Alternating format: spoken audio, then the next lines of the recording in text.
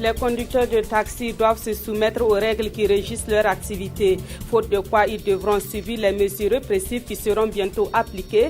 C'est le principal message qui leur a été donné par le ministre en charge de la sécurité qui a échangé avec les taximens de la ville de Ouagadougou. Le Parlement des enfants donne de la voix pour zéro mutilation génitale féminine au Burkina Faso. En collaboration avec le Conseil national de lutte contre l'excision, les enfants ont célébré la journée internationale de lutte contre cette pratique. Une marche et une remise d'un mémorandum au président de l'Assemblée nationale ont constitué les temps forts de cette célébration. En culture, l'actualité nationale est marquée par la tenue du Festival international des masques et arts à Dédougou. Cet événement est à sa 13e édition. Il connaît la participation de 2500 masques du Burkina et de la sous-région. Voilà pour la une de ce journal. Bonjour à toutes et à tous. Cela dit, des mesures répressives seront prises pour combattre l'incivisme constaté chez certains conducteurs de taxi. Cet incivisme est caractérisé entre autres par le désordre dans la mobilité urbaine et l'utilisation du gaz butane par certains taximens. Des comportements qui mettent en danger la vie des usagers de la route est déploré par le ministre en charge de la sécurité, Simon Compaoré. Il a échangé hier sur la question avec les conducteurs de taxi de la ville de Ouagadougou. Le reportage de Bouma Ernest Nepi. Le ministre d'État Simon Compaoré face aux taximens de la ville de Ouagadougou. Au centre des échanges, des mesures sécuritaires. Simon Compaoré ne veut plus entendre parler d'utilisation du gaz butane par les taximens comme carburant pour faire fonctionner leurs engins. Ce n'est pas des éléments négociables, c'est l'utilisation du gaz, ça on est formel. Et si en fin mars, il y en a qui n'ont pas obtempéré, nous allons purement et simplement mettre à notre corps défendant ce taxi-là en fourrière. Les taximens sont aussi invités à éviter toute utilisation de carburant frélaté. Les syndicats des taximens disent avoir pris note, mais estiment que le délai qui leur est accordé pour se conformer à la mesure est très court. Un mois, ce n'est pas tout à fait possible parce que on a demandé 6 mois, on n'a pas pu tout changer. Donc, ce n'est pas les 1 mois qu'on va pouvoir, mais on va essayer. La question de l'incivisme dans la circulation a été aussi évoquée au cours de la rencontre. Simon Compaoré a invité les taximens à respecter scrupuleusement le code de la route. L'occasion a été saisie par les taximens pour soulever un certain nombre de difficultés qui minent leur secteur. Des difficultés dont la résolution passe d'abord par une organisation saine des taximens eux-mêmes, a rétorqué le ministre d'État Simon Compaoré. Et sur le terrain, le constat est que l'état de la plupart des taxis est loin d'être enviable. Clients et taximens le reconnaissent. La vétusté et les mauvaises conditions d'hygiène dans ces véhicules sont une triste réalité. Le renouvellement de ce parc automobile s'avère donc nécessaire et c'est d'ailleurs le souhait exprimé par les conducteurs de taxi. Plus de précisions dans ce dossier signé Gérard Somé, Daouda Ouattara et Zalissa Sanfou. Taxi ou tas de ferraille. L'état de bon nombre de taxis à Ouagadougou laisse à désirer. Des mains qui font office de clientèle. Des sièges qui ne donnent plus l'envie vraiment de prendre place à bord. Des portières dont on ne sait par où attraper pour refermer. Des plastiques qui servent de vitres. Leur âge et leurs conditions d'acquisition en disent long sur leur état. Mon taxi fait à 27 ans aujourd'hui.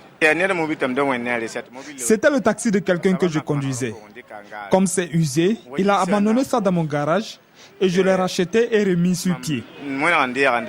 Les taximens le savent bien. Leurs taxis ne sont bons que pour la casse.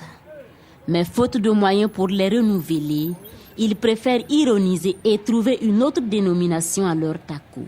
En tout cas, c'est débrouiller arriver, parce que les véhicules sont les anciens véhicules. On ne peut pas gagner un nouveau véhicule. Et pour les clients, la qualité de ces débrouillés arrivés donc va au-delà du visuel. C'est par contrainte qu'ils les empruntent. Ça pue très souvent dans les taxis. On ne peut même pas respirer. Mais qu'est-ce que vous voulez? On n'a pas le choix. Le taxi lui-même, quand même, il n'est pas tellement... Il a une odeur. Et on ne prend pas soin de nettoyer les taxis. Ils se lèvent comme ça les matins, bon, comme ça on ne se comprend pas travailler. Donc les taxis, tu vas voir des trucs qui sont jetés dedans. Les clients ont déjà jeté des sachets, des trucs déjà consommés, des bananes, de n'importe comme ça. Et puis on ne prend pas soin, bon, puis vous êtes dedans comme ça. À l'unisson, ils le reconnaissent. Un taco, ça décourage les clients, ça vide les poches, sans compter les problèmes environnementaux. Alors, ils espèrent tous que l'État fera sortir de ces vieux tiroirs une vieille promesse, celle de les aider à renouveler leur parc automobile.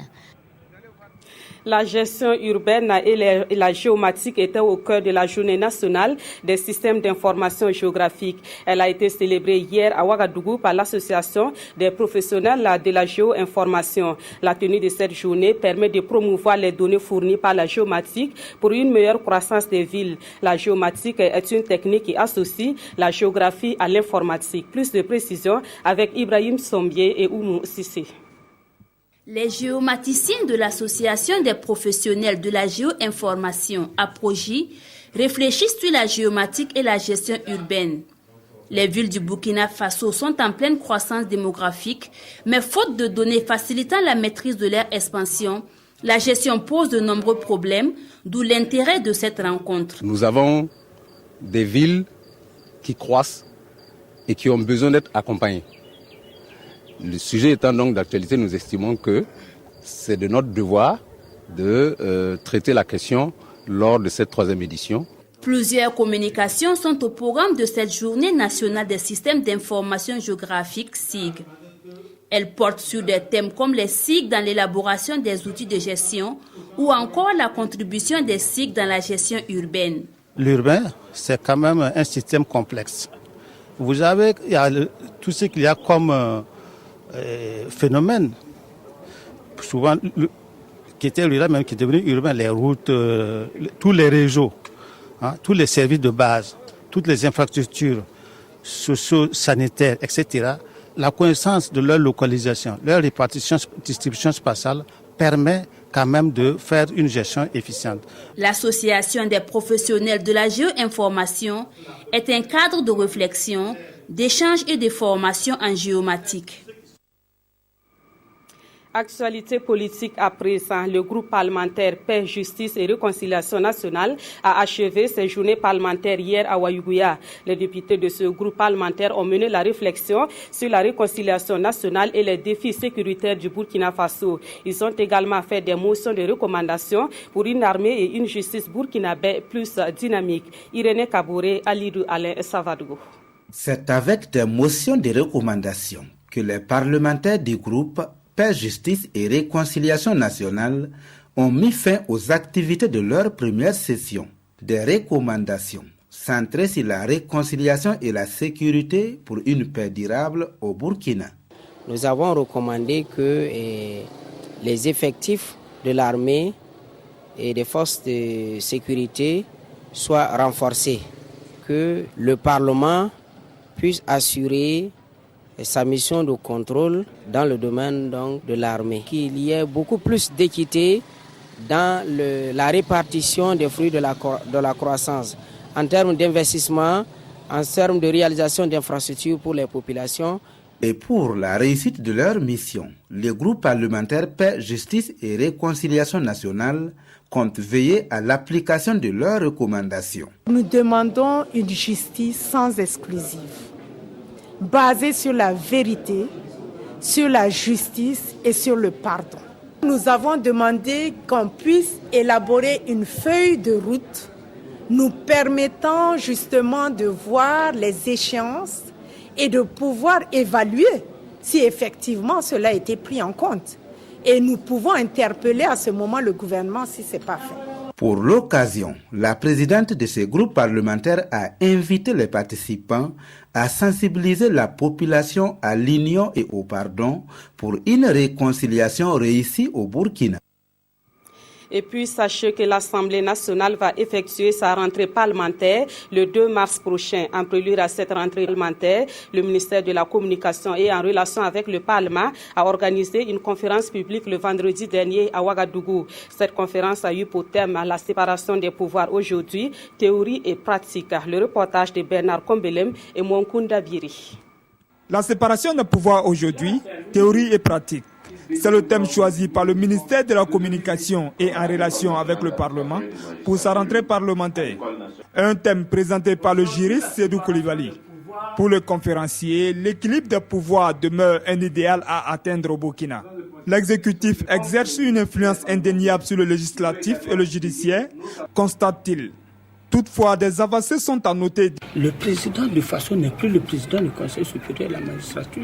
Vous voyez que c'est une avancée. On disait que seul le président du Faso, le premier ministre et un pourcentage donné des députés pouvaient saisir le Conseil constitutionnel. Aujourd'hui, le citoyen peut lui-même demander au Conseil constitutionnel de faire abroger une loi. À travers cette conférence, le dit ministère a voulu marquer sa présence à la session parlementaire du 2 mars prochain. Nous avons voulu marquer cette rentrée par une conférence. Vous avez une problématique qui est à la fois vieille et actuelle, avec tout le débat qu'il y a sur l'indépendance de la justice, mais également avec la nouvelle configuration de notre Assemblée, où on a effectivement une majorité qui est bâtie autour d'accords de partis. Nous voulons voir comment on fait pour que cette séparation des pouvoirs soit effective. L'initiative est une première et le ministre Dandjinou a laissé entendre que la dynamique se poursuivra. L'idée étant de faire du ministère de la Communication une institution au service de la démocratie. Dans l'actualité également, le Parlement des enfants du Burkina Faso et le Conseil national de lutte contre l'excision ont célébré hier en différé la journée internationale de lutte contre l'excision. Cette journée a été célébrée sous la thématique de la mobilisation pour l'atteinte de la tolérance zéro aux mutilations génitales féminines. Elle a été ponctuée par une marche et une remise d'un mémorandum au président de l'Assemblée nationale. On voit cela avec Nongba Kouda et Aimé Solange Guigma. Parti du rond-point de la bataille du rail pour l'Assemblée nationale, ces jeunes et enfants assistés par le Conseil national de lutte contre l'excision matérialisent à travers cette marche leur engagement pour la lutte contre la pratique de l'excision. Une marche de plaidoyer placée sous le signe de la mobilisation pour l'atteinte des objectifs mondiaux, notamment la tolérance zéro aux mutilations génitales féminines d'ici à 2030. Nous avons appris ce slogan patriote. Nulle pitié pour les ennemis de la nation. Nous paraphrasons en disant « Nulle pitié pour les ennemis de l'enfance ». C'est pourquoi nous exprimons notre engagement à nous mobiliser pour contribuer à la réalisation des nouveaux objectifs mondiaux à travers l'élimination des mutilations génitales féminines. Le taux de prévalence dans la tranche d'âge de 0 à 14 ans est de 13,3% selon les DS4. Alors c'est une satisfaction en ce sens que ça note quand même une régression de la pratique au Burkina Faso. Mais n'en demeure pas moins qu'il y a toujours des poches de résistance. Et les jeunes ont de faire face à ces postes de résistance avec l'appui des partenaires techniques et financiers et de l'épouse du chef de l'État Sika Kabouré qui ont réitéré leur volonté à les accompagner dans cette lutte. Les enfants ont décidé de venir renforcer la lutte que nous avons commencée depuis quelques années déjà. Et je ne peux qu'être fière de les accompagner. En remettant le mémorandum au président de l'Assemblée nationale, la représentante du Parlement, des enfants du Burkina espèrent des députés du peuple une relecture de la loi 096 portant lutte contre l'excision. Une requête qui semble avoir eu un écho favorable. En venant à la représentation nationale, les enfants sont venus nous sensibiliser sur nos devoirs de parlementaires. Nous allons revisiter cette loi pour la rendre plus contraignante face à ceux qui poursuivent dans la pratique de l'excision. Nous allons aussi élargir cette loi pour englober d'autres types de violences faites aux enfants. Cette marche suivie de la remise du message de plaidoyer entre dans le cadre de la commémoration de la 13e journée internationale de lutte contre l'excision, célébrée en différé sous le thème « Mobilisons-nous pour la fin de l'excision au Burkina Faso ». Le secrétariat permanent du plan d'action pour la gestion intégrée des ressources en eau était face à la presse hier. Au menu des échanges avec les journalistes, la contribution financière dans le domaine de l'eau. Il a été expliqué aux journalistes les textes de la taxe parafiscale au profit des agences de l'eau. En retour, ces journalistes ont été invités à faire une large diffusion de ces textes. Daouda Ouattara et Kadi Isanogo. Le Burkina Faso a adopté en 2009 la loi portant institution d'une taxe parafiscale au profit des agences de l'eau. Cette taxe dénommée contribution financière en matière d'eau vise à mobiliser les ressources financières à l'intérieur des agences de l'eau afin d'optimiser le financement des actions de protection des ressources en eau de notre pays. Elle comprend la taxe de prélèvement de l'eau brute, la taxe de modification du régime de l'eau et la taxe de pollution de l'eau. Pour la conférence de presse de ce matin, c'était pour nous une occasion d'échanger avec les hommes de médias et pour leur présenter un peu la substance de la loi sur la contribution financière en matière d'eau, et qui est basée sur le principe du pollueur-payeur et du pollueur-payeur. L'objet est de faire en sorte que les hommes de médias nous accompagnent à la sensibilisation et à l'information de tous les usagers du secteur de l'eau là, et qu'ils doivent contribuer donc à la protection des ressources en eau. L'information et la sensibilisation des usagers menés par le secrétariat permanent du plan d'action pour la gestion intégrée des ressources en eau ont permis à un nombre important d'usagers de comprendre l'importance de cette taxe et à la payer régulièrement. Un comité pour piloter la direction de la plateforme d'innovation au sein du projet de valorisation du maïs dans l'espace UEMOA. Ce comité a été officiellement installé le mercredi dernier à Bobo-Dioulasso et les membres de ce comité auront pour tâche de trouver les voies et moyens pour rendre la filière maïs plus rentable. Le reportage de Karim Ilboudo et Moumouni Ebarou. Désignés à l'unanimité par l'ensemble des acteurs de la filière maïs, ces membres sont désormais chargés de piloter la direction de la plateforme d'innovation multi-acteurs directs. Ce bureau aura donc pour tâche de mener à bien les activités du projet valorisation du maïs à haut rendement dans la région de Haut-Bassin. C'est un comité qui s'appelle la plateforme d'innovation multi-acteurs pour s'occuper des questions de la filière maïs, de la production jusqu'à la commercialisation. Ce sont les acteurs eux-mêmes qui vont se retrouver pour voir comment ils peuvent produire pour que la filière puisse bien fonctionner. Lancée en janvier 2015, la mise en œuvre du projet semble connaître un début plutôt encourageant. En termes de production de semences de base, il y a près de 30 tonnes de semences qui ont été produites concernant les 6 variétés. Le projet a déjà formé 90 agents techniques pour renforcer la capacité des acteurs. Le projet a permis à ces 90 agents de former 801 producteurs de maïs. Le projet a pu mettre en démonstration, donc faire des champs-écoles où on montre aux paysans comment cultiver le maïs pour qu'il soit rentable. Voilà autant d'acquis que le projet a engrangé selon les scientifiques. L'ambition est toujours d'accroître la capacité des acteurs pour faire du maïs le pôle de développement économique dans la sous-région. On ouvre à présent la page culture de cette édition et nous parlons d'abord de littérature. Le fonctionnement des institutions donne lieu à des notions telles que la République, l'État ou tout simplement la citoyenneté. Ces notions et bien d'autres sont expliquées dans un livret appelé le lexique élémentaire d'éducation civique. Il a été élaboré par le Cercle d'études et d'éducation à la démocratie et aux droits de l'homme. Ce livret qui sera distribué gratuitement a été présenté hier à Ouagadougou. Ibrahim Sombier et Oumou Sissi. La République, la nation, les citoyens, le civisme, les droits et devoirs du citoyen. Voici quelques notions qui trouvent leur définition dans le lexique élémentaire d'éducation civique, un livre de sensibilisation et d'information.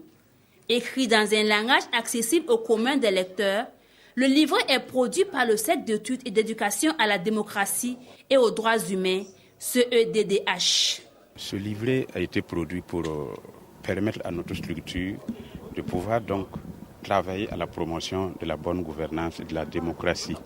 La jeunesse a exprimé sa soif de participer à la gouvernance politique Et donc il faut qu'elle soit encadrée, il faut qu'elle maîtrise quand même les règles de fonctionnement de l'état de droit. Tiré en 500 exemplaires, ce livret sera distribué gracieusement aux élèves et étudiants et à toute personne désirant acquérir des connaissances. Le Cercle d'études et d'éducation à la démocratie et aux droits humains est une organisation de la société civile créée en 2013. Il s'est fixé pour objectif d'éduquer les populations aux valeurs de la démocratie et de la bonne gouvernance. Il travaille également à l'instauration d'une culture de civisme et de citoyenneté. Dédougou, chef-lieu de la Boko du Moun, abrite depuis hier le Festival international des masques et arts Festima. Cet événement culturel est à sa 13e édition et pendant 5 jours, 2500 masques du Burkina Faso et de la sous-région vont animer le Festima 2016. Cet événement se tient sous un thème relatif à la création des infrastructures pour sauvegarder les masques. Et le Festima est un événement culturel organisé depuis maintenant 20 ans par l'Association pour la sauvegarde des masques Azama. Julien Bayala, Christophe Traoré et Nayal Gado pour la Sawadou. À travers une parade, 500 masques ont défilé dans les artères de la ville de Dédougou pour donner le ton de la 13e édition du Festima, le Festival international des masques et des arts. Juste après, c'est l'ouverture officielle au stade régional. Jusqu'au 5 mars prochain, environ 2500 masques en feuilles, fibres, écorces, tissus et paille venus de 6 pays vont se produire en 42 spectacles sur 2 sites. Festima apparaît comme une initiative culturelle, comme un festival qui assure la promotion et la pratique du masque. Aujourd'hui, dans notre contexte, l'institution du ministère de la Culture, des Arts et du Tourisme, le gouvernement a le devoir d'accompagner toutes les initiatives qui vont concourir à sauvegarder la pratique culturelle qui présente un minimum de valeur. La 13e édition du Festima se tient sous le thème « Créer les infrastructures de sauvegarde du masque ». Créée en 1995, la SAMA, l'Association pour la sauvegarde du masque, va au cours de ce festival renouveler ses instances et jeter un regard sur le chemin parcouru. Au départ, le festival que vous venez de voir l'ouverture s'organisait avec quelques groupes venant autour de la ville de Dédougou. Et aujourd'hui, c'est une manifestation qui regroupe au-delà de nos frontières. En plus des spectacles, des expositions, des conférences et un marché africain sont au programme de cette 13e édition du festival. Et l'événement culturel dénommé Faso Music Awards, en abrégé les FAMA, se tiendra le 5 mars prochain. Il aura pour thème la musique et la réconciliation nationale. Le comité d'organisation des FAMA a rencontré la presse hier pour faire le point de l'organisation. Jean-Eudes Bayala, Mamadou Ali et Kompaori. Le 3e FAMA, Faso Music Award 2016, aura lieu le 5 mars prochain à Ouagadougou dans un hôtel de la place. Le FAMA est un événement culturel qui récompense les acteurs intervenant sur toute la chaîne de l'activité. Ainsi, musiciens, producteurs, arrangeurs, réalisateurs vidéo, journalistes et autres méritants recevront des récompenses au cours de la cérémonie présidée par le ministre en charge de la culture sous le parrainage de l'ambassadeur du Maroc dans notre pays. Cette année, le thème retenu est musique et réconciliation nationale. Le choix du thème s'explique par le fait que le Burkina Faso vient de très loin et qu'à un moment donné, lorsque nous avons suivi le discours du président de la République, son discours d'investiture, il a parlé de réconciliation nationale parce qu'on sentait qu'il y avait une fissure au niveau du tissu social au Burkina et il y avait la nécessité que chaque Burkinabé puisse travailler de sorte à ce que nous puissions apaiser les cœurs au Burkina et pour bâtir ce pays. Et donc je crois que c'est au regard de l'actualité politique de notre pays que nous avons estimé que les artistes aussi peuvent apporter leur contribution dans ce grand challenge, ce grand défi qui est la réconciliation nationale. Le 3e FAMA qui entend monter en puissance cette année a mis en place un plateau off où plusieurs artistes viendront se produire. Ce plateau, comme un pied de nez, se tiendra à l'espace TV5 sur l'avenue Kwame Nkrumah. Et c'est la fin de cette édition. Merci de l'avoir suivi. Demain, une autre équipe vous retrouve dans l'édition du 13h15. Merci de votre fidélité et à très bientôt.